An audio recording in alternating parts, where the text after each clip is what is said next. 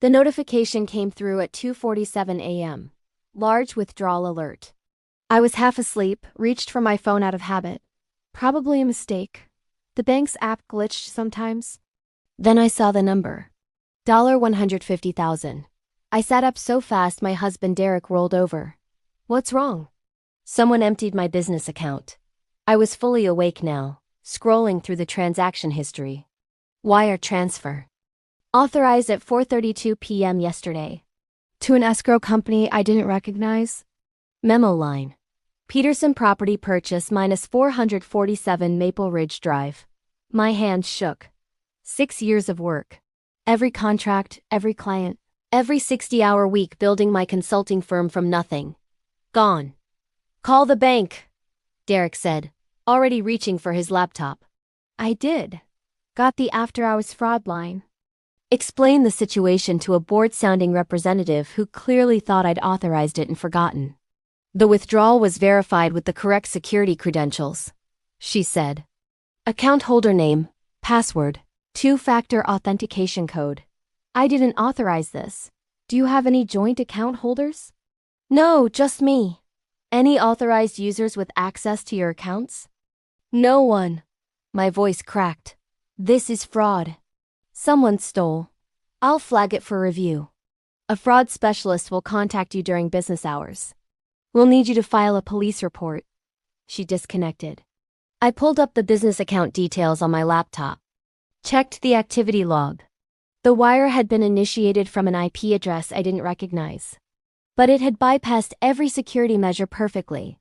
Someone who knew my passwords. My security questions. My authentication setup. My phone rang. Dad, I almost didn't answer. It was 3 a.m. Did we wake you? He asked cheerfully. I heard Mom's voice in the background. Someone stole $150,000 from my business account, I said. I'm on the phone with the bank's fraud department. Oh, honey, that's us. We borrowed it. The words didn't compute. I stared at Derek, who'd gone completely still. What? We needed to help your brother with his house purchase. We were going to tell you today, but the closing got moved up. Don't worry, we'll pay you back when the timing's better. My vision tunneled. You stole from my business. Borrowed, Mom corrected in the background. Family helps family. Your brother needed this, Dad continued. You know he's been struggling. This house is perfect for him and Vanessa. 4 bedrooms, great school district. You can afford it. Your business is doing so well. I hung up. Derek was already pulling up the escrow company information. 447 Maple Ridge Drive. It's in Riverside. Listing price $485,000. Closing scheduled for today at 2 p.m. They're using my money as his down payment. That's embezzlement. That's a felony. I dialed the bank's fraud line again. Got a different representative. Explained everything in detail this time. My parents had accessed my account without permission. Stolen $150,000. We're using it to buy my brother a house. Ma'am, if they had your security credentials, they stole them. I never gave permission. You'll need to file a police report. Have you done that? It's 3 a.m. File it first thing in the morning. We'll freeze the account and start an investigation. The money's already gone. Can you stop the wire transfer? I'll submit an emergency request. But if the funds have already been accepted by the escrow company, it's unlikely we can reverse it before the closing. I called the police non-emergency line. Explained the situation. They told me to come in to file a report in the morning. Theft of that amount was serious. They'd investigate. I didn't sleep the rest of the night. At 8 a.m., I was at the police station. Filed a formal report. Theft by deception. Unauthorized access to financial accounts. Wire fraud. The officer taking my statement looked skeptical. Your parents? Yes. And you're pressing charges? They stole $150,000 from my business, so yes, he nodded slowly. We'll investigate. But family situations are complicated. You might want to try resolving this privately first. I want them arrested. His expression shifted. Okay, we'll need documentation. Bank statements, account access logs, communications. I provided everything. Emails. Text messages. The call log from this morning. Screenshots of the unauthorized transaction. By 10 a.m., I was at the bank. Met with the fraud division manager, Rebecca Cheon. She reviewed everything with a tight expression. "This is clear unauthorized access," she said. "How did they obtain your credentials?" "I've been thinking about that all morning." "Last Thanksgiving, they stayed at our house for a week. My laptop was in my office. My password manager was probably logged in. Do you have documentation that you never authorized them as users on the account?" "I have the account agreement. Only my signature. No authorized users ever listed." Rebecca nodded. "We'll work with the police investigation. But Ms. Peterson, I need to be honest. If the funds have already been dispersed to the escrow company and the closing happens, recovery becomes much more difficult. Can you contact the escrow company? Tell them the funds are stolen?" "We can try." She made the call while I sat there. Speakerphone. The escrow officer, a woman named Patricia, sounded harried. "The closing is in 4 hours," Patricia said. "The funds have been verified and are in our trust account. The sellers are expecting. Those funds are part of an active fraud investigation." Rebecca interrupted. "They were stolen from the account holder without authorization." Silence. "The buyers verified these were their funds. The buyers are the perpetrators of the fraud. We're working with local police. I'm emailing you documentation now." More silence. "I need to call the seller's agent and our legal department. And..." "Hold on." The line went quiet. Rebecca looked at me. "This is going to get complicated." "Good," I said. My phone buzzed. "Dad, I declined." "Mom, declined." My brother Tyler declined. Then Tyler texted, "WTF did you do?" "Escrow is freaking out. They're saying the money's stolen." I typed back, "Because it is. You're trying to buy a house with money Dad and Mom stole from my business." 3 dots appeared. Disappeared a bin. "They said you were helping." "That you offered." They lied. "I'm pressing charges." "Are you fucking serious?" "This is my house. Vanessa is pregnant. We need this." "Then you should have gotten a mortgage like a normal person, not stolen from me." "I didn't steal anything." Mom and Dad said, "Mom and Dad committed wire fraud. And you're an accessory if you go through with this closing." The dots stopped. Patricia came back on the line. "We're freezing the transaction. Our legal team advises we cannot proceed with closing until this is resolved." "The sellers are not going to be happy." "The sellers can sue the actual thieves," I said. "Ms. Peterson, I understand you're upset, but..." "Upset?" "They stole $150,000. They committed fraud. I want criminal charges filed." "That's between you and the police," Patricia said carefully. "But we cannot facilitate a real estate transaction with disputed funds." "Good," Rebecca said. "We'll need those funds returned to the account immediately. I'll initiate the reversal. It should process within 24 hours.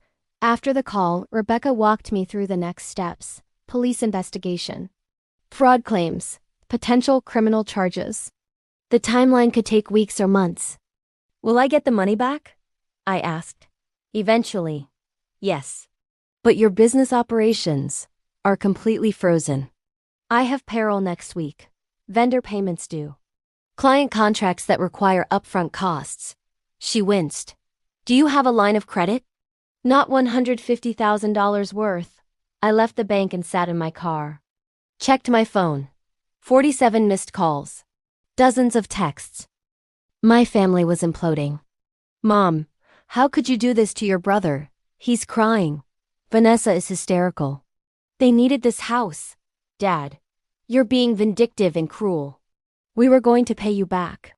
"You're destroying your brother's life over money." "Tyler, the sellers are threatening to sue us for backing out." "This is your fault. I'll never forgive you for this." My Aunt Carol, who I hadn't spoken to in 2 years. "Your parents are beside themselves. How can you treat family this way?" I turned my phone off. Derek called from his work phone. "How'd it go?" "They stopped the closing. Money should be back in 24 hours. Police are investigating." "Good. Come home." "I can't. I need to talk to my clients." "Explain why payments are delayed." Figure out how to make payroll. Leah, I built this company from nothing, Derek. 6 years. And they almost destroyed it in one day because Tyler wanted a house he can't afford. My voice broke. Come home, Derek said gently. We'll figure it out together. I drove home, spent the afternoon on damage control. Called my 3 biggest clients. Explained there was a banking issue. Payments would be delayed by a week. They were understanding. Called my 2 employees, explained the same. Also understanding, but worried. I couldn't tell them my parents had stolen from the company. It sounded insane. By evening, my phone was back on. The messages had multiplied. Tyler, the sellers are keeping our earnest money. $15,000. Gone. Because of you. Dad, the police called us. They want us to come in for questioning. Are you really doing this? Pressing charges against your own parents? Yes, I typed back. You committed wire fraud. You stole $150,000. You're going to face consequences. We're your parents, and I'm the daughter you robbed, Mom called. I answered. Please, she sobbed. Please drop this. We made a mistake. We'll pay you back. Don't send your father to jail. He's 68 years old. You didn't make a mistake. You deliberately accessed my accounts, stole my passwords, transferred $150,000. That's not a mistake. That's a crime. Your brother needed help. Then you should have used your money. Not mine. We don't have that kind of money. Exactly, I said. Neither did I. That was my business operating capital. 6 years of work. And you gave it to Tyler for a house he can't afford. He's your brother. Family helps family. Family doesn't steal from family. I hung up. The police called that evening. Detective Morris. They'd contacted my parents. Scheduled an interview for the following day. The bank had provided documentation. The case was strong. Your parents are claiming you gave verbal permission, he said. I have text messages proving otherwise. And there's no authorized user agreement on the account. They stole my credentials. We'll need to verify that. Can you come in tomorrow with your devices? We'll need to examine your security setup. See how they accessed it. Of course. The next day, I brought everything. Laptop, phone, password manager logs. Showed them my security setup. Explained that my parents had stayed with us at Thanksgiving, had access to my office. Could have easily seen my credentials if my laptop was logged in. They knew you were successful, Detective Morris said. Knew you had money. Decided to help themselves. To help my brother, I corrected bitterly. Either way, it's wire fraud. That's federal. We're coordinating with the FBI. My stomach dropped. FBI. Wire fraud across state lines involving amounts over $100,000. That's their jurisdiction. It was getting bigger than I'd anticipated. My parents were interviewed that afternoon. I don't know what they said. But that evening, Detective Morris called again. They admitted to accessing your account. Claimed you'd given verbal permission at some point. Said it was a family arrangement. But they couldn't provide any documentation of this supposed agreement. Because it doesn't exist. Right, we're recommending charges. The day will decide whether to prosecute. 2 days later, the money was back in my account. The escrow company returned it in full. I paid my employees. Paid my vendors. Got my business back on track. But the damage to my family was permanent. The DA filed charges. Wire fraud. Identity theft. Theft by deception. My parents were arrested at their home on a Tuesday morning. Tyler called me screaming. They're in jail because of you.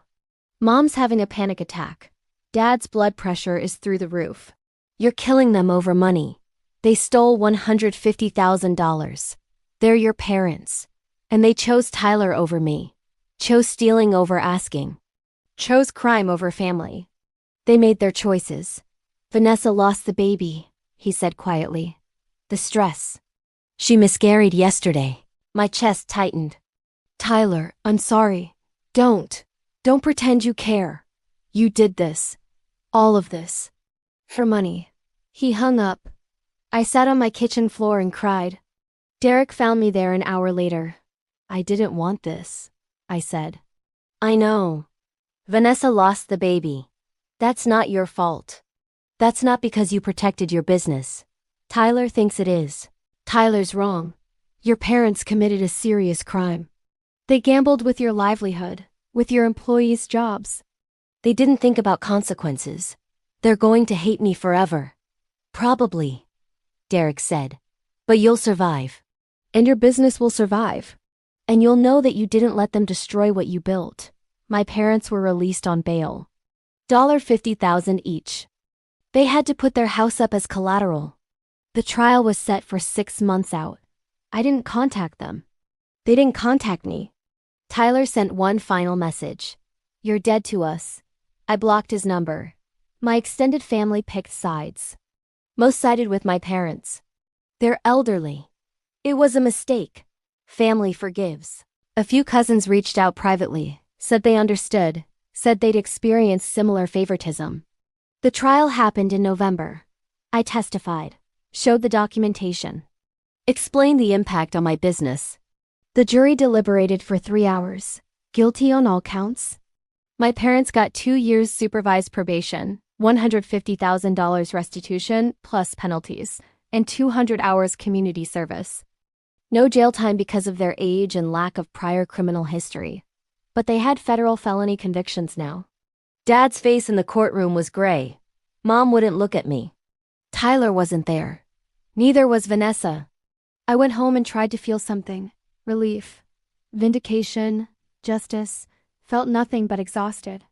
But my business thrived. Grew by 40% that year. Hired 3 more employees.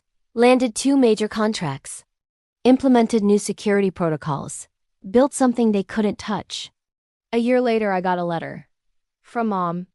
Handwritten. I'm sorry. We were wrong. We thought we were helping Tyler. We didn't think about what it would do to you. We didn't think you'd actually press charges. We underestimated your strength. I understand if you never forgive us. But I needed to say it. I put the letter in a drawer. Didn't respond. Derek asked if I'd ever reconcile with them. Maybe, I said. But not now. Not while they still think I'm the villain for protecting what I built. 6 months ago, Tyler reached out. Brief email. He and Vanessa had divorced. He was living in a small apartment. Working 2 jobs, struggling. I understand now, he wrote, what they took from you, what they were willing to sacrifice. I'm sorry I didn't see it then. I read it 3 times. Then filed it away. Some apologies come too late.